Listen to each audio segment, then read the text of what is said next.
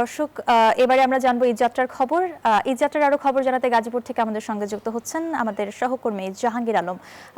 জাহাঙ্গীর, মহাসড়কে যানবাহনের চাপ এখন কেমন দেখতে পাচ্ছেন? সেই সাথে বাড়তি যানবাহনের চাপে যানজটের যে সংখ্যা করা হচ্ছে তা কেমন হতে পারে, বিস্তারিত জানাবেন। ঈদকে সামনে রেখে রাজধানী থেকে ছাড়তে শুরু করেছে ঘরমুখো মানুষ। এতে করে কিন্তু ঢাকা ময়মনসিংহ মহাসড়ক এবং ঢাকা টাঙ্গাইল মহাসড়কে যানবাহন এবং যাত্রীর চাপ রয়েছে। আমি যদি একটু দেখাই যে এখন পর্যন্ত কিন্তু ঢাকা টাঙ্গাইল যে মহাসড়ক রয়েছে সেই মহাসড়কে কিন্তু যানবাহনের চাপ এবং যাত্রীর চাপ রয়েছে। ঈদের ছুটি ঘনিয়ে আসায় রাজধানী ঢাকা থেকে উত্তরবঙ্গগামী যে অন্যতম যে প্রবেশদ্বার গাজীপুর জেলা, সেই গাজীপুর জেলার বিভিন্ন মহাসড়কে কিন্তু যাত্রীর চাপ এবং যানবাহনের চাপ বাড়তে শুরু করেছে। ধন্যবাদ।